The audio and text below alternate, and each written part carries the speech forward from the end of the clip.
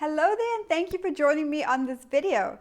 Today I'm coming to you to talk about the difference between truth and belief, and really my main message for you today is that it is more important what you believe versus what is actually true. And I'm going to dive into that in just a moment. So if you're watching this video and this is the first time you've heard of me or seen me on video, I would love to introduce myself to you. My name is Sharissa Sebastian, and I'm a career success coach for women in leadership in the corporate world. So thank you so much for joining me on today's video. So here's what I mean by this. Here's what I mean when I say that what you believe is more important than what is actually true. And when we unpack this a little bit, what happens is that when we start thinking about how we make decisions and how we function in the world and our thought process and the actions that determine where we go and what we do in our career, it really is based on our belief system, right? So it's based on even, as far back as the way we grew up, how we were raised. It's the society is going to influence us as well in terms of what we think and how we behave and how we act.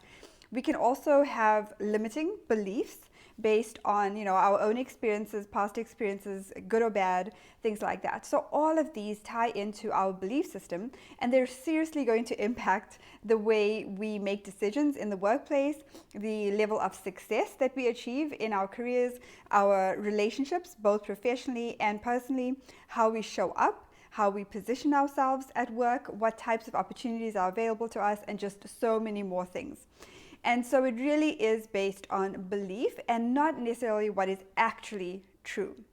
So here's the second part of this. So when I talk about truth versus belief, when we have a belief about something, whether or not it's true, that's going to, of course, dictate how we respond in a situation. So I'll give you a few examples of this. In the workplace, as an example, if you feel like there are certain people that are just difficult to get along with, hard to work with, you can start to have these beliefs that shape how you respond. You can start to think that, oh, this person just takes every opportunity to put me down. You can start to question yourself and have some self-doubt, like, oh, I never get recognized for the work that I'm doing, so that means that I'm not good enough. There's something that's wrong with me. I should be doing better. I should be performing like that person does, or whoever it is. And we start to get into this negative spiral in our thoughts and start to question and doubt ourselves. And of course, it has a big impact on our level of self-confidence. And a lot of it stems from a belief that we have. So we tell ourselves or make up these elaborate stories based on, how people respond to us. And we tend to believe or really assume that they're responding or they're reacting to us or, having a conversation with us because of some, a particular conversation because of some reason, because they don't like us or, they feel like the work that we're doing is not good enough, whatever it is. And so we make up the story in our minds. And what happens is when we do that, we start to attract evidence that tells us that that is true. So our minds become programmed. If we have a belief that says that this person, takes pleasure in making me feel bad or questioning my work and things like that, we're going to start to collect evidence. And every time that person does something, whether or not that's the intention, we tell ourselves, oh yeah, see, I was right. That person is really out to get me or to make me not feel good about my work or to put me down in front of others and things like that. And it becomes this big spiral effect where no matter what you do, you feel like it's always going to happen. So you almost feel very defeated and deflated. Whereas if you switch that, and this is an exciting part because you can really play around with this to get different results.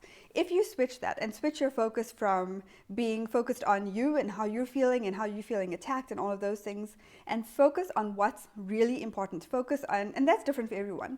Maybe you want to focus on, maybe your main objective is just to do a great job.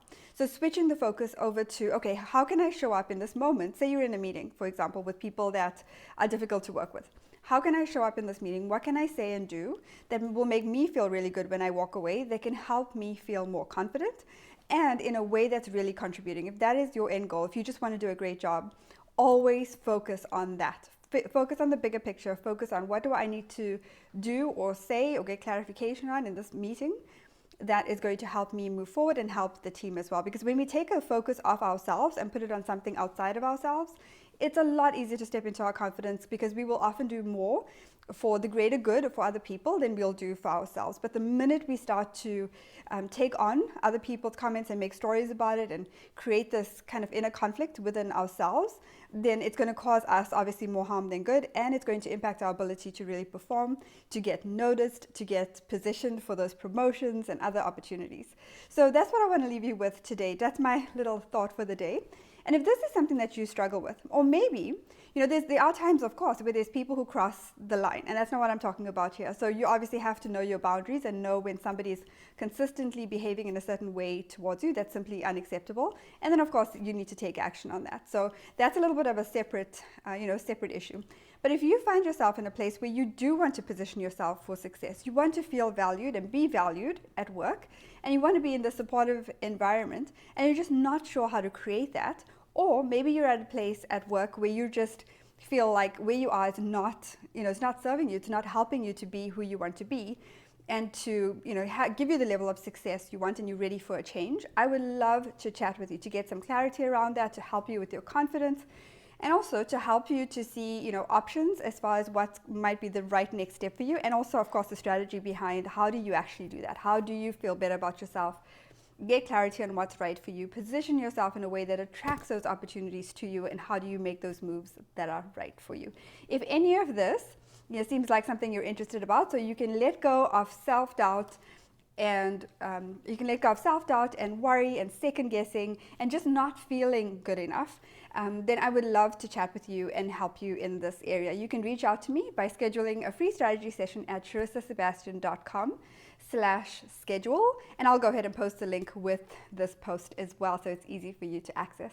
So I hope that was helpful to you. If it was, I would love it if you would like or comment or share this with others you think could benefit from it as well. Thank you so much in advance for doing that, and I look forward to chatting with you again very soon. Bye for now.